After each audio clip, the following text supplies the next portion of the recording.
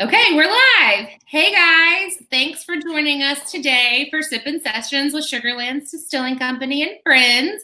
I'm Ashley and I'm here with our friend Killer Beaz. Hey Killer Beaz. Hey Ashley, good to see you. Good to see you. Where are you now? I am in Mobile, Alabama. I'm on the Mobile. Gulf Coast. Ooh, are you near the water? We're not real near, so it's a good 30 or 45. We're near the airport. Oh. That's what we are.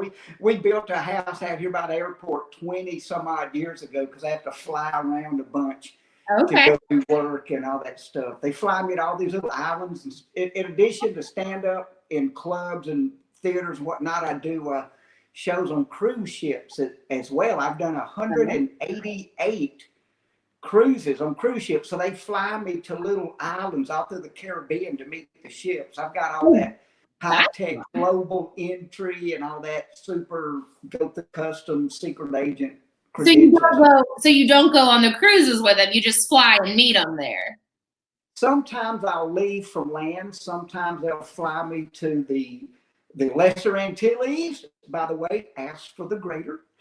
They will fly me to the Lesser Antilles or Honduras or Belize, and I'll hook up with the ship and do shows all the way back in and then back out. So just different stuff, whatever they have me do. That's cool. Yeah. So tell us a little bit about yourself. We know that you're from Mobile, Alabama, and you've been on a bunch of cruise ships. What else do the fans that might not know you need to know about you? Well, I've been doing stand-up for 38 years. I grew up in Jackson, Mississippi, started my stand-up career in Jackson, Mississippi in the 7th grade in science class. We went on a field trip to a nature trail. Do they still do that? Take the kids out to the woods, identify. It's been a long time since I've been in the 7th grade. So. Right. So anyway, we went to this nature trail, and I ran up ahead of the class. Ashley ran up a little path disguised myself, had vines and leaves and stuff, and the class came along, and the teacher was like, "You got a white oak, you got a red oak, and you got a smart aleck wearing poison oak." So that was my start. So I grew up in Jackson, Mississippi. Then we moved to Alabama because we had money. And so the way that happened was the trailer came loose and rolled downhill and crossed the state line. Dang, we do. So anyway, I was working in Jackson, Mississippi for a long time, doing playing blues guitar on weekends and working in a music store, selling guitars and doing repairs and that kind of stuff. And a club owner in Jackson, Mississippi wanted a comedian. So the house band there knew me and came, man, you should go do it. So I booked a little gig the last weekend of June, 1982. And my first time on stage to do stand-up was an actual paid gig, and I did 20 minutes, which is unheard of. That's crazy. Usually it's 2 minutes or something when you're starting out, but I did 20 minutes and had no material. I did stuff off of old Richard Pryor albums and Steve Martin albums and all that stuff. I had props. So that was my first time, the last weekend of June, 1982. And I had the name Killer Beaz. My last name is Beasley, and people call me Beaz, Ashley, since I was a little bitty. Yeah. You don't have that abbreviation last name. So when I was playing guitar, I'd run out in front of whatever little band and do my guitar solo, and the people that knew me would go, "That was Killer Beaz." And the people that didn't know me thought they were saying that was Killer Beaz on guitar.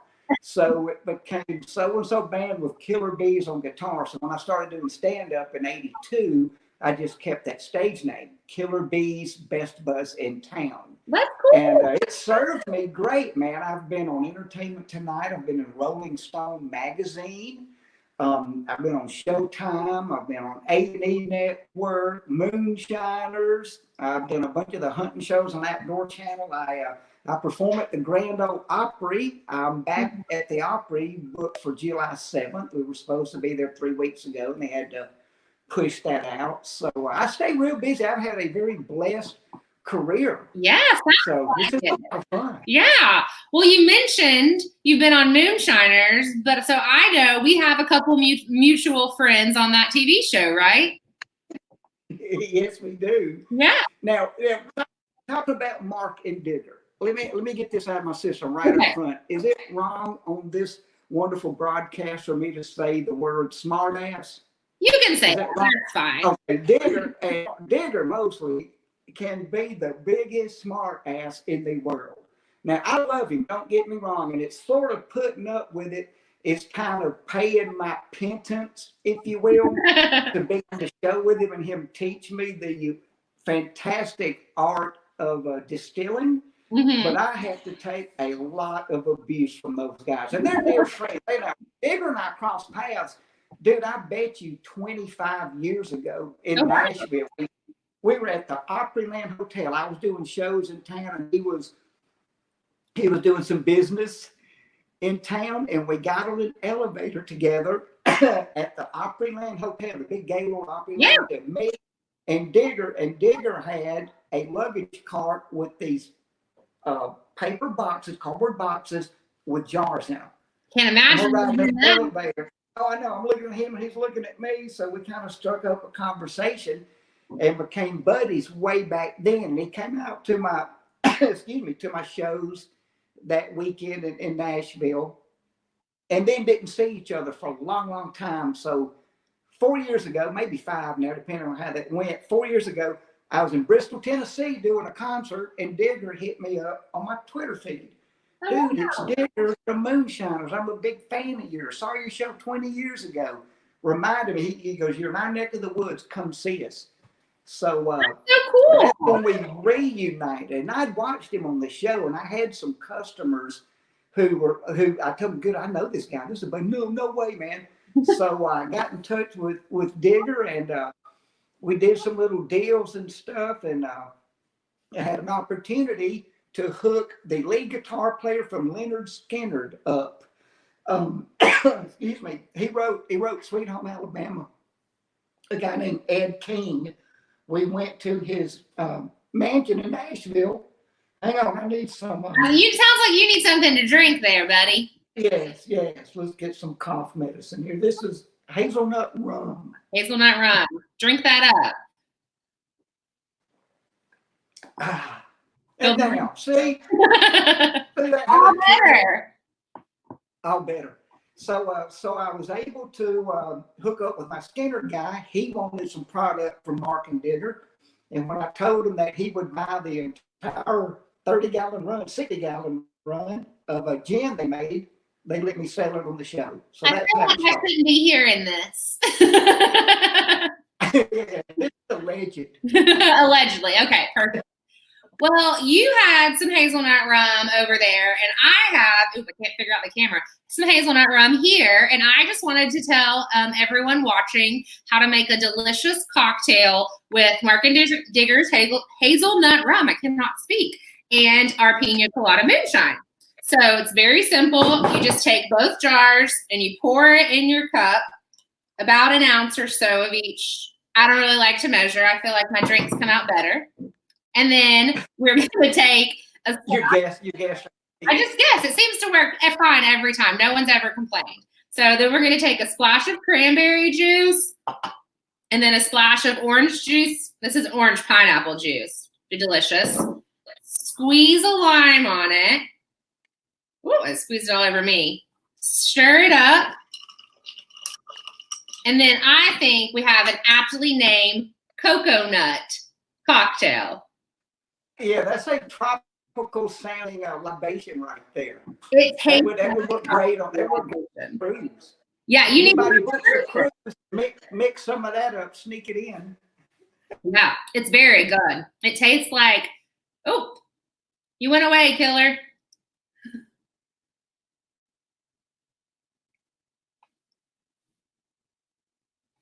We might have lost Killer Beaz here.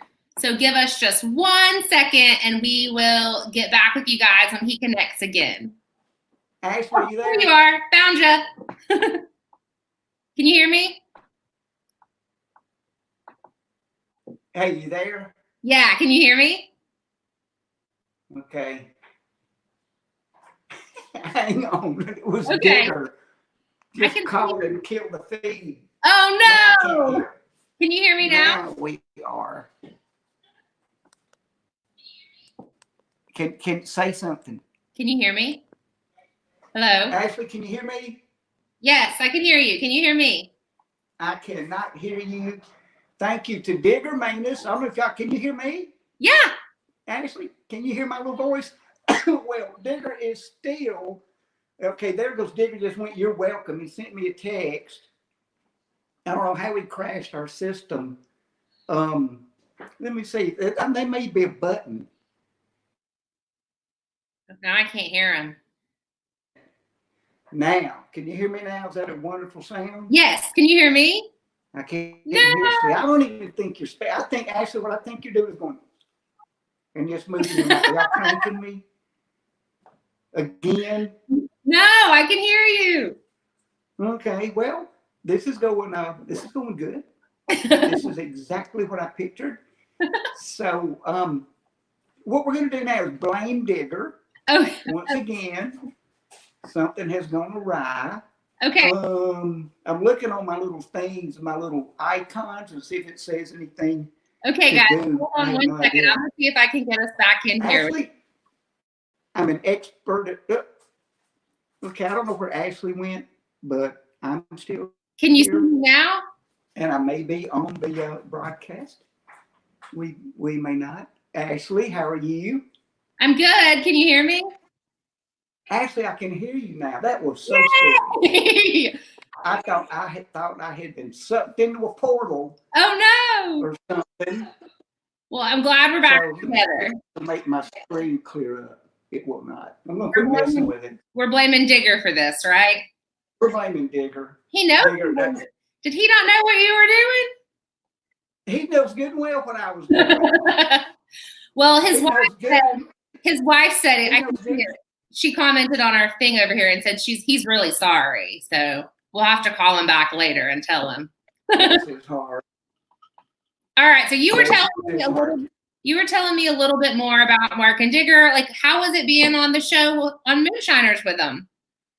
Well, I got to tell you what, the distillation of non-taxable artisan spirits covertly done at a non-disclosed location is absolutely intriguing. Actually, I had no idea the amount of physics and chemistry that goes into distillation. And to get to learn that art form from some absolute iconic people in that world is an amazing thing. There's, that's worth $100,000 to get that kind of schooling, and not just that, but all the history and heritage that goes along with it. Now, what people see on the Moonshiners show is just a tip of the iceberg of all the footage that we shoot, and just all the crazy, brilliant stuff that Mark and Digger have taught me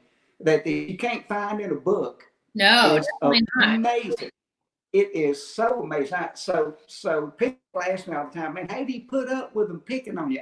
I love it. I welcome it because the experience that I'm getting and the wealth of knowledge is amazing. There are very few people in the world that are getting to do that. Yeah. How many folks get to make a run of moonshine with Digger and with Mark and with JB Raider?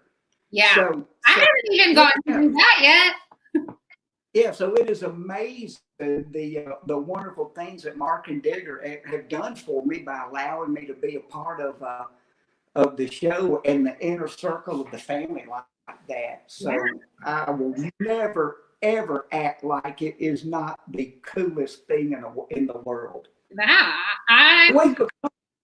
We've become dear friends over the years. And it is so neat. You know how we don't judge people, but we freaking judge people? Yeah. The first time I came up to the mountains and saw a run of moonshine happen, it was me and Digger and JB Raider. And so to sit there not knowing what to do, I didn't even know the terminology, but I'm trying to be a good student. So I say to Digger, and I didn't know what I go, when you put the fruits or the vegetables in and he stopped me. He goes, "You mean the botanicals?" Yes, I mean the botanicals. So then we were on this little trout stream up in the Smoky Mountains. I had to take a water hose, a garden hose upstream, and put it in the stream so that have a gravity feed of cold water for the condensation part of the process. Anyway, I get back down to the still and they're adjusting a valve on that end of the hose, Ashley. So I go, "Well, what happens with too much cold water?" And immediately Digger goes, "You mean thermal shock?" Hell yes, I mean thermal shock. So 8 minutes in, I found out these cats are badass. They are absolutely brilliant. So, Yeah. so, that, so that's one of the reasons I love being on that show. Plus, there's moonshine. So That's always there's that. Yeah. always good. And Discovery Channel, man. Discovery Channel is a big network. Yeah. So I count my blessings and my lucky stars every day that I've been able to be a part of it for this much.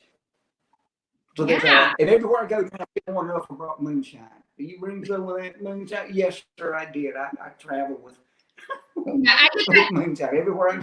I get that question a lot too, so I understand. Yeah, exactly. Yeah. So that, yes, You've had a long career. You've done a lot of comedy. You've made some really great friends. What did you do before you got started in comedy? Do what now? Because you were glitchy. You sounded glitchy. Okay. Sorry. I said you've had a great comedy career, and you have made a lot of friends along the way, but I wanted to know what you did before you got into comedy. I did have a great career, but I couldn't hear what you were saying. But before I did stand up, I did a bunch of. I was one of these square pegs in a round hole type people. It's been funny since I was a little bitty baby. A lot of people don't know this true story.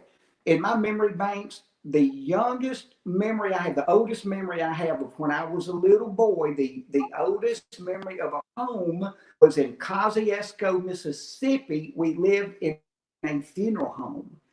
My dad and we lived up there.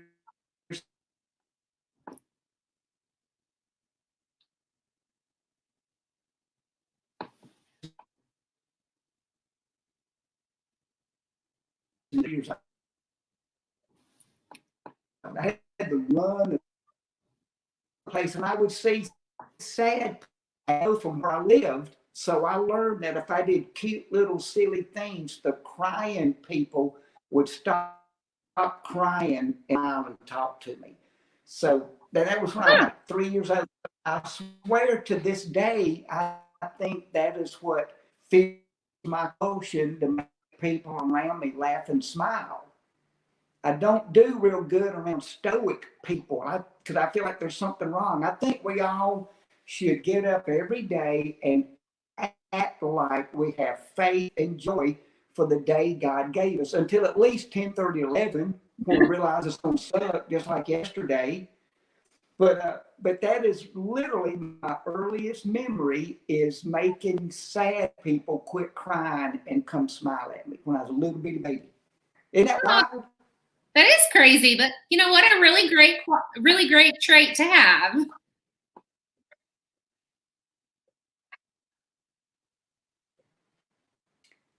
I have absolutely no.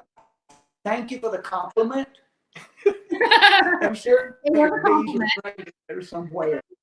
Here's something. Yeah. Get this. I used to work in a 911 ambulance. Actually, I ran 911 emergency calls in an ambulance. First person in the state of Mississippi to have that gig. I started when I was 17 years old. I've done CPR. I was a senior in high school when I started that ambulance gig. And so I was a rock star, man. I did every other night and every other weekend, and they waived the tardy rule at high school because I would be often on an active call at 8 o'clock in the morning and would be late for school. And I had an English teacher that would pull me up in front of the class on the days that I was late and have me tell my classmates why I was late. And one thing, one, it got in front of people talking, but number two, looking back on it, it was a very therapeutic thing for me to get to verbalize what I had been through running 911 calls the night before. So that English teacher, I didn't realize until decades later the favor that she was doing me to let me come up and get that off my chest every day. Isn't that neat? Isn't that crazy? That is good. That's awesome. What a great teacher she must have been. Yeah, I know, man. I know. And there's teachers like that out there right now, that we don't need to forget about our teachers, man, our law enforcement, our firefighters. So many people, our first responders, help us make the world better and help us make our world livable and learnable. So, Absolutely. so I'm a big supporter of I'm just saying, I'm a big supporter of our people who make the things happen in the world. I have a bitty, little bitty role. I don't feel like I do there are a lot of people who do, and I salute them, and we all should. Yeah. Actually, right now at Sugarlands, we are running a campaign through our Moonshare program where if you buy one of our Moonshare t-shirts, we will take the proceeds from that and turn around and buy a meal or a gift card from a local restaurant and donate it to a first responder or a healthcare provider in the city from which it was purchased. Excellent. Excellent. I hope people all over that is such a good thing. My dad was a police officer 32 years. My mom went back to school after having 4 kids and got a PhD in education. And then instead of taking a high-paying administrative job, she taught special ed, which is such a compassionate and courageous career path. So I'm in awe of the people around. I'm the worst cat out here, and I'm great. So,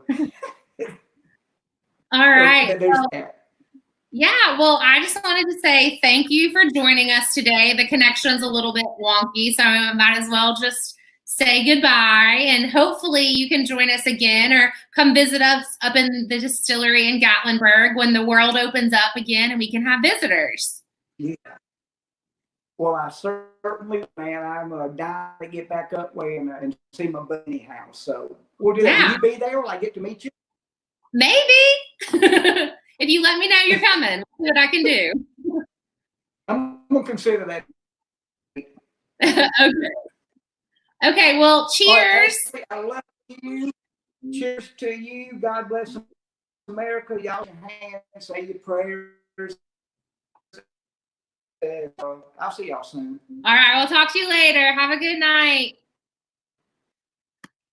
All right, cool, Ashley. Thank you so much.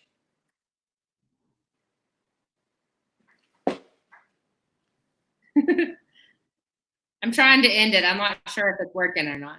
It's perfect.